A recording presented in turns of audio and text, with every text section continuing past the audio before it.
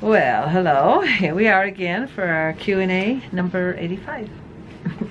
Every time you look at me and you look there, I look to see if you're looking. Okay. Remember the song? I was looking back to see if you were looking back to see if I was looking back to see that you were looking back at me.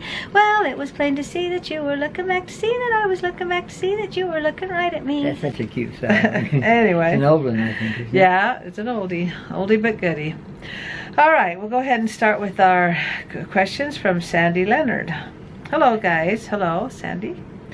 I have a couple of questions regarding your kids. What are the age difference between the 6 and how many children do they each have? And keep the videos coming. I enjoy them so much. Thank you. Well, let's see. Let's start with the first one. What are the age difference? About every 2 years. The first two, Johnny and Michelle, they're 18 months apart, and then the rest are 2 years. So just every 2 years. And we didn't plan it that way. I think just from nursing, nature takes care of that. Well, when true? he says we didn't plan it that way, we just didn't do anything to stop. Yeah. Stop it, you know what I mean. Yeah, the nursing, when you nurse your babies, that regulates. It doesn't work for everybody, but it worked for us. As soon as I'd kind of stop not nursing as much, then I'd get pregnant. That's a good question. And how many children do they each have? Okay, I'll start with Johnny. We had boy, girl, boy, girl, boy, girl. Johnny has 4, Rochelle has 7, Davey has 5, Julianne has 4, and I'll let you do. Jimmy Joe has 3, 4, because their babies due any second. You don't count them. No, you count them just because they're. No, we're counting them, but not till they're born. No, we're counting them because by the time this video comes out, the baby will be here. Okay. I mean, she was due 3 days ago. Okay, and did you add that up in your head? Wait, we got one more. Amanda has. Oh, we've got Amanda. Has. I'm testing you. 1, 2, 3. 3. 3. And that's 27, counting the baby that's just about ready to be pushed out. And that's 15 girls, 12 boys. And so that's a real good question. Thanks for asking. Okay, Shalise Benjamin. Okay, you read that one. Prayers to your brother. I would Brother love to, Brad, I think. Yes. I would love to be included in the drawing. So awesome. Was it hard to publish?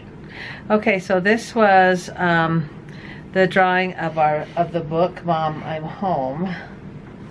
And we already had a winner for that one. But she hasn't given me her address, so I can mail it to her. Maria Postell, yeah. So, and it wasn't hard to publish. I was going to get it. I sent the outline of my book to Deseret Book, and they said, "Oh yeah, we'll publish it." And I go, "Oh, wow!" And so I thought, I haven't got it written yet. I just did the outline. So I got all excited and wrote the book. It took a year to write it, and a year for had Papa O edit it. And how many times do you read through it? And periods and just paragraphs and spellings, and how long did it take you to read it? Make sure your head stays. There you go. You were kind of drifting. Well, he was over here. Well, I did it a lot more than once. I know, at least 3 times, at least. It's funny. You can look at the best material in any book, and you'll get 2 words that you still miss they're it. a correct word in the English language, and then the spell checker will not get it. So Amazon is the way to go to publish a book now. Inside really quick. Got colored pictures and everything. Yeah, we did that last time. We'll do it when we're going to do a book giveaway on this one, maybe next month. Right now we're doing the giveaway on my CD, and we'll talk more about the book then. But if you go through Amazon, it's a lot.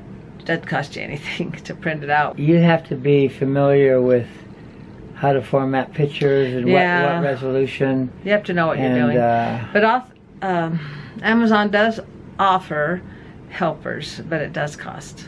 If you don't know how to edit or format or all that, see, Joe did all that because he knows how to do that. Then it probably costs you $1,000. Like you have to have exact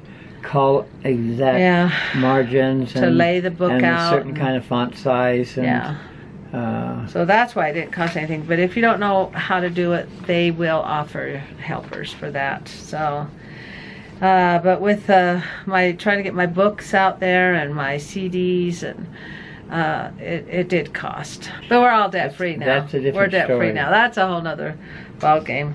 I thought that would work, but that was not the way There's to go. some people that go by the motto in their life, there's a sucker born every minute, meaning to cheat them. So you have to be very careful. We have to be very careful. Yeah. Like with my songs, I got cheated quite a few times. They'd say, oh, your music's wonderful. Oh, we just love it. Just pay us this much money and we'll get you out there. I think I paid $250 to get 2 songs on a CD that was going to go over to Europe, and then $5,000 to make my CD, and then one guy said, he goes, you owe me $600 because you said those songs were mine. And I said, I didn't sign anything to say that you could have my songs. You don't remember signing? No, and I said, show me what I signed. And of course it's all online and overseas, and so I got swindled with that. Okay. And then with my book I got swindled, and so you have to be careful. Let's be positive. Yeah. Well, you brought it up. You started saying there's a sucker born every minute. But I guess I'm a sucker. But now you guys, I just give them away to you for free. Yeah, isn't that awesome? Okay, let's move on to the next one. We've only covered 2 questions. Okay, Maria Postell. Oh, this is Maria. Says, I would love to be entered in for the book. I think I must have missed this. So many children. So how many children do you have? So Maria, you're the one that won. So if you get me your address. And she has, I told her just to send it to my email. Well, this question was and just she answered. says, how many children do you have? We have 6. Yeah. Yeah. Well, this one I wanted to know how many years between them.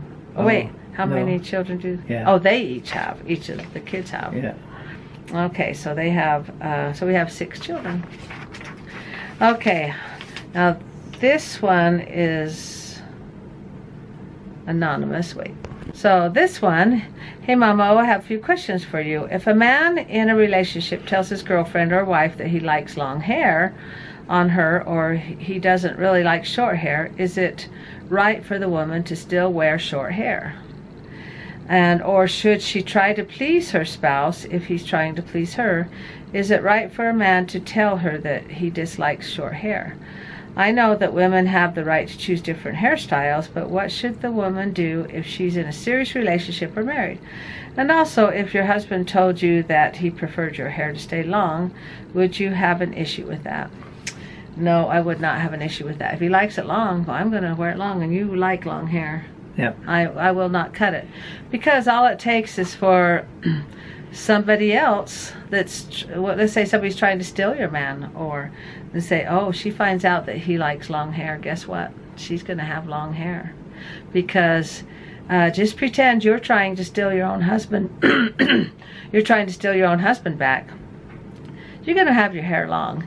And it has nothing to do with women's rights, women's issues, or anything. It's just a preference. And hair is such a minor thing. Don't make it bigger than it is. I mean, minor, don't make this a women's issue or something. It's just how he likes it. Like, I like Papa O's hair a certain way, and he keeps it that way. He could just say, well, it's a man's issue that I'm going to grow it long and put it in a man bun. You know, well, or shave it all off and bald. There's a certain way I like it. And do you like long hair on girls? A lot. Mm-hmm. And I asked you to dance the first night. I was just going to say that. The reason he asked me to dance because I had long hair. And so for me to say, well, I'm going to cut it, Joe, you'd be fine with it. It's not going to break your marriage up. But when one of our daughters cut her hair at 16 years old, Julianne, I kept the hair. Saved it. And then about 8 or 9 years later, it kind of had... Do you still have it? No. Oh. Kind of had mildew on it. Bugs. But I wanted to shoot... No, there are no bugs. No bugs, okay. But little mildew marks. Anyway, I showed it to Julianne. And she says, "Gross, why would you keep that?" No, my dad, when they cut my brother's hair, he had red hair, and when he was 5 years old, they kept it long. He was the first boy after 6 girls, and he didn't want to throw it away. They kept that. I think they still have it somewhere. But if you like long hair, if you want to be attractive to your husband, keep your hair long. And of course, if you have issues with hair, like it's falling out or whatever, your husband will still love you.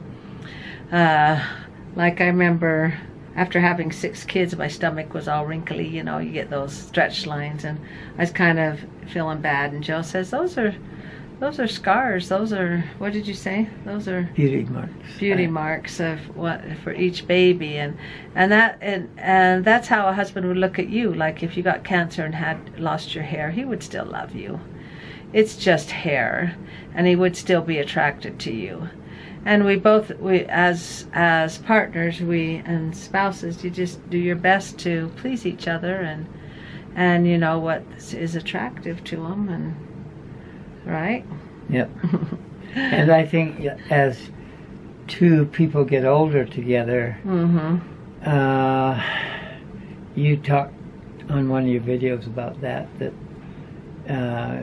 you love them in a lot of different ways, not just purely how they look. Yeah, and like I remember, when I was a little girl, I remember my mom seeing an elderly couple kissing on TV, and I was thinking, oh, gross, and my mom says, it looks mighty sweet to me. It's cute. Yeah. Good point. Because when an elderly couple, they see each other young. They see each other as the first day they met. Things haven't changed in their mind of how that person looks, and even though we both, you know, we get old and wrinkly and things change and stuff, you still see each other as that sweet young couple that you were when you first met. Okay, this is from Jen LZ25. Okay. Can you tell me more about your diet, specifically the reason behind the not eating fruit and vegetables together?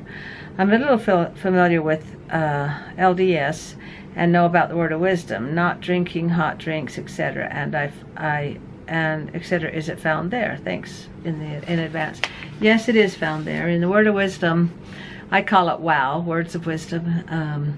I thought, well, I was getting sick and tired of being sick and tired, and I thought, well, it's in the word of wisdom. And it says in there to eat fruit with prudence. And I'd never really noticed that before, and I said, eat fruit with prudence? And I thought, that doesn't mean sparingly. We're supposed to eat meat sparingly.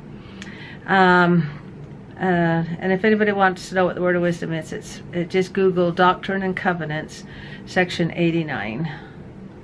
And it'll tell you about the words of wisdom, and these just God telling us what we, if we want to be healthy, what we'll eat.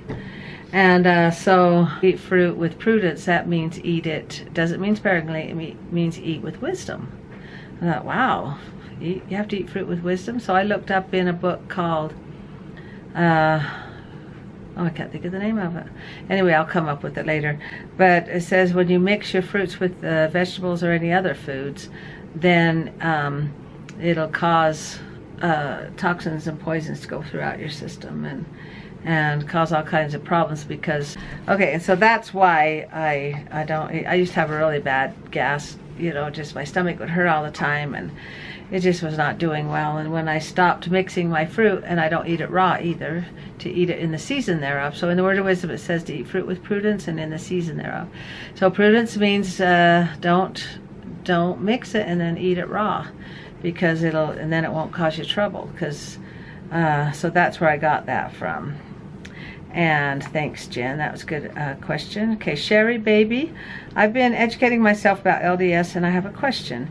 When a kid goes on a mission, how does he or she earn the money to live on? And did April do a mission? Yeah, April did not do a mission. She converted a year before they got married. And girls don't usually go on a mission. It's not really required of them, but they can, and they do it. It's kind of a higher mission to get married, and you know, but if you don't have someone that you're going to be marrying, then and you're age 19 for girls, 18 for boys, then you could go on a mission, and they usually earn it themselves, and if they don't, then the parents pay for it, and if the parents can't, then the ward usually has, people in the ward, our community, they put the money together, right? Who Yep. paid for your mission? My parents did. Yeah. So that's a good question. Okay, last one. Lisa Vinson, we see your siblings in your videos from time to time, but I was wondering how many nieces and nephews you had. Oh, good question to end on. 89 nieces and nephews, and 210 great nieces and nephews I have. So You're going to keep going every generation? that's it. Oh, you mean in the future? I don't know how long we'll keep counting, because Mom and Dad have been gone. Till you pass away, and then nobody. Me and Elisa, we've been counting, and Mom and Dad have been gone since 2012, so about 4 years. But we're still counting, and that's from 13 children, because the 2 died. But we'll go ahead and close with a couple of quotes here. Why don't you pick one out there? Earl Nightingale. We become what we think about most of the time, and that's the strangest secret. We become what we think about, huh? Yeah. God does warn us I mean, like about if you think about, control our thoughts. if you think about money the whole time, then that's you. Just obsessed with money. Yeah, that's good. So whatever example you can think of, God warns us about that. Your thoughts will eventually become actions. So they could be good or positive or bad. So either way, control your thoughts. Okay, and this one is, let's see. Courage is resistance to fear, mastery of fear, not absence of fear. That's good. Oh, that's good. Yeah. So master the fear. Don't try and get rid of it, because fear is good. If you're afraid to touch a stove, that's good. You don't want to touch it, touch a fire. But so master the fear. Don't try and avoid it. All right, thank you for liking, commenting, and subscribing. And remember to let me know if you want a CD. We'll be announcing the winner on the 26th of October of my CD. Thank you, and good night, everybody. Good night.